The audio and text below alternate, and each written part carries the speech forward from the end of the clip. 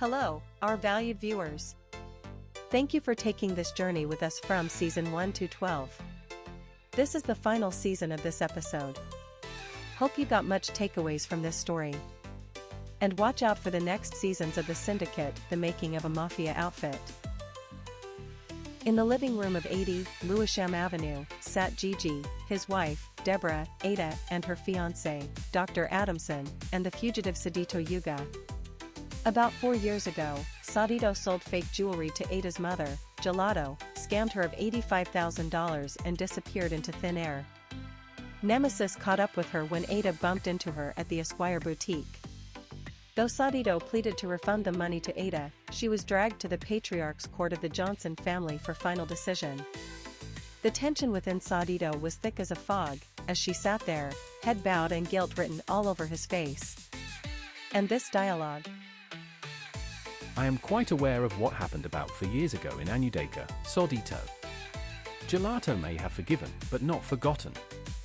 The $85,000 you took wasn't just money, it was her trust.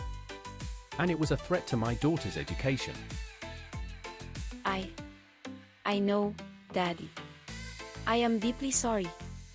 As a matter of fact, my conscience has always condemned me anytime I think about it.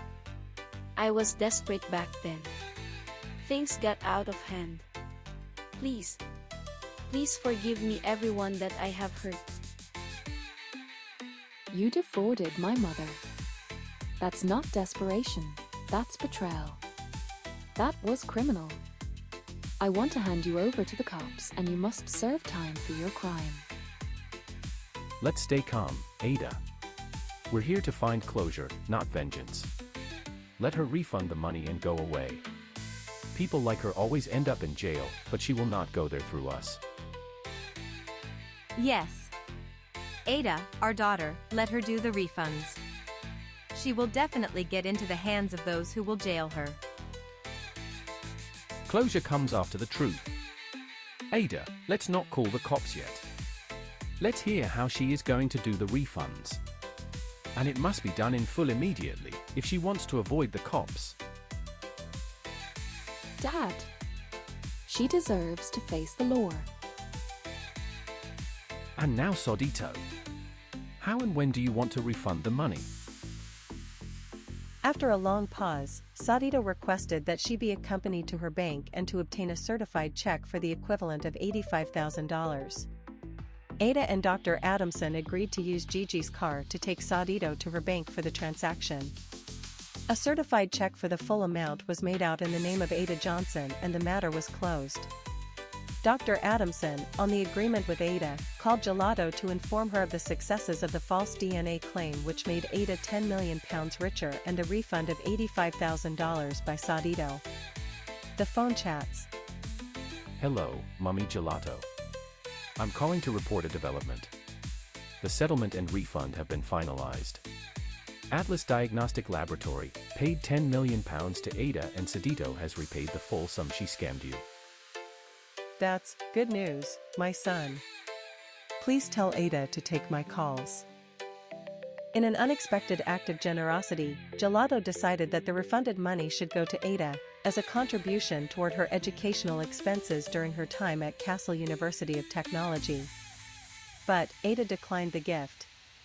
Ada's pride was stronger than her gratitude. Her unresolved pain over Jolato's decision to marry Mensah burned too deep. Meanwhile, in Anudeka, Gaga stirred new trouble. She hired gossip to leak a forbidden truth, Mensah's past with Ada. Hear their chat. All you need to do is call Jolato with that number I gave you. Tell her that you have vital information for her. Use a fake identity if she asks you for your name. Madam, when Jolato hears this, it will scatter everything. Good. She deserves to know who she's really marrying.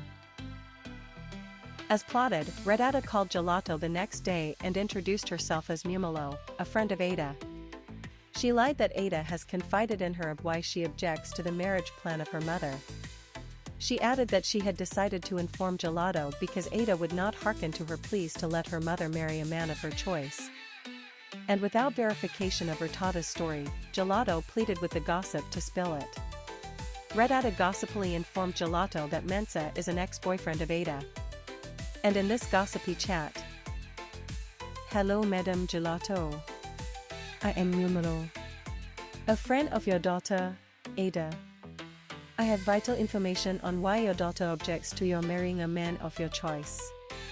I am doing this because Ada refused to hearken to my pleas to let you marry a man of your choice." Hey, my daughter, thank you for calling me with this information. Please, what did my daughter tell you is the reason for her objection? Please tell me. Do you promise to keep this as a secret between us? I don't want your daughter to know that I told you. I am only doing this for you and not for any compensation. Yes, my daughter. I promise to keep it a secret. Your man is an ex-boyfriend of your daughter, Ada.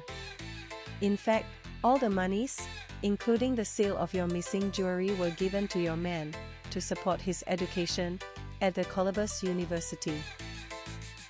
Instantly, Jolato fell from her office chair, fainted, and her security guard called an ambulance to take her to Anadaka Specialist Hospital. She was revived a few hours later and detained for adequate bed rest for some days. On her discharge from the hospital, Jolato confronted Mensah, and following is the dialogue. "Mensah, how dare you hide your past with my daughter from me?" My love, I didn't mean to deceive you. Ada and I, it was years ago. Before I even applied for the job. It has been over 4 years. We dated when we were at school, like kids. Do you expect me to believe that? You are a deceiver and a gold digger. Now, get out. Out of my house, and out of my company. Mensah left Jolato's presence in shame, perplexed and pensive, not knowing where to go and what to do. Gaga, who was monitoring the development, called Ada in the UK to inform her that Mensah had been fired by her mother and had chased him out of her house. She also informed Ada of her mother's hospitalization, not knowing that Ada's reaction to her mother's illness would contradict the expectation of Gaga. Ada became worried over mother's health and discussed Gaga's phone information with Dr. Adamson and Gigi. Gigi promptly seized that information as an opportunity to make Ada support her mother to marry a man of her choice. He invited his daughter and her fiancé for this chat. Let me get straight to the point, Ada, my daughter. The hospitalization of your mother has necessitated this gathering. Anything can happen to anyone in life, so we should learn to accept issues in our lives, no matter how unpleasant they may be. Yes, Daddy. Just the point I shared with Ada last night. It is better to accept and support each other than keep grudge till the end. We are grateful to God that Jolato was revived and kept alive by the doctors. So, it's not too late for our daughter Ada to maintain a cordial relationship with her mother and support her in her decision to do what her heart desires. The issue now is that my mother has chased the young man out of her house and threatened to fire him from his job. What is her heart's desire now for me to support? I didn't know about this till now. I shall call Jolato immediately and advise her to get that young man back into her life and job. Gigi got to the office the next day and called Jolato, and this dialogue with her. Jolato, listen to me. I am a firm believer that nothing happens without a purpose. And I believe that all this happens for your uplifting. See the business growth, your heart's desire for companionship and the expansion of your family. I advise you to reinstate that young man to his job and into your life. You may be right, Gigi. Mensah has been wonderful in his job and a considerate person to relate with. Maybe I should reconsider my reaction and truly forgive him. Ada's heart softened. Her anger turned into worry. She called her mother that night and had a heart-to-heart chat with her. Ada tenderly gave her the support to go ahead and marry Mensah. And when Jolato told her daughter that she had chased him out of the house, she pleaded with her to reinstate him to his job and into her life. And their phone conversation. Mum, I have come to realize that destiny has a way of dictating our lives. It is not always what we desire that we get. Let us forget all sentiments and emotions. Please take Mensah back, reinstate him to his job and marry him. Oh, my daughter. Your father called me yesterday and said the same thing. With all of your advices and supports, I will reconsider my decision about Mr. Udojo. Thank you, my daughter.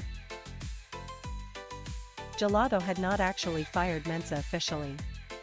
And as they were not sharing the same office, Mensah was still doing his job undisturbed. Time, they say, heals all wounds. Slowly, Jolato and Mensah's affection rekindled. Her heart, once broken, found warmth again. A few months later, Ada and Dr. Adamson invited Jolato and Mensah to the UK for their church wedding. And to crown the occasion, Mensah formally asked Jolato's hand in marriage in the presence of Gigi Johnson, Jolato's ex-boyfriend, his wife, Debra, and Ada, Mensah's ex-girlfriend, and her husband, Dr. Adamson Ugah. Love tested them. Betrayal bruised them.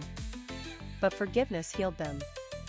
The tragedy of love, once their story, became a tale of unity, healing, and second chances. Oh yeah. How do you rate this story? Love can have some dots of tragedy, when it leads to heartbreaks, disappointments, and awful entanglements. The main characters in this story have a brush with these descriptions. Also, tragedy may not be the end to stories in life. There is always light at the end of a tunnel, something to thank God for. Thank you again for watching all the seasons of The Tragedy of Love.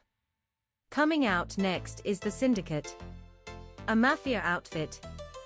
For the moment, have some laughs with our Just a Sec comedy. Like, share, comment, and subscribe.